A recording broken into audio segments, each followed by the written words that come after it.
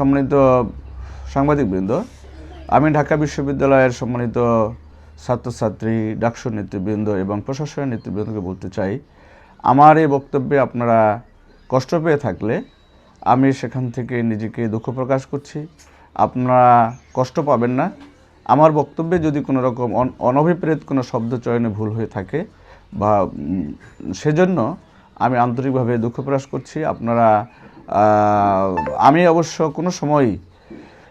কোনো সময় কোনো কথায় কাউকে কষ্ট দিতে চাই না। আমার লাইফে আমি কাউকে কষ্ট দিয়ে, আমার কথা দিয়ে কাউকে আমি কষ্ট দিতে চাইনি এবং কষ্ট দেবও না। যদি আমার এই কথায় ঢাকা বিশ্ববিদ্যালয়ের ছাত্রছাত্রীবৃন্দ এবং প্রশাসনের এবং শিক্ষকবৃন্দ, ডাকসু নেতৃবৃন্দ যদি কষ্ট পেয়ে থাকেন, আমি সেজন্য নিজেকে দুঃখ প্রকাশ করছি।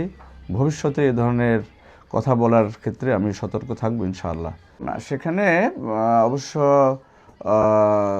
গত বছরের যে বেশ কিছু পত্রিকায় ঢাকা বিশ্ববিদ্যালয়ের আশেপাশে যে রমনা পার্ক, সোহরাওয়ার্দী উদ্যানে যে মাদক সেবীদের একটা আড্ডা ছিল, সেই প্রসঙ্গে আমি আসলে আগে পড়েছিলাম। তার পরিপ্রেক্ষিতে মূলত সেই কথা বলেছিলাম যে পূর্বে ঢাকা বিশ্ববিদ্যালয়ের একটা পরিবেশ, তার আশপাশের পরিবেশটা খারাপ ছিল, সেই পরিবেশটা এখন আর নাই।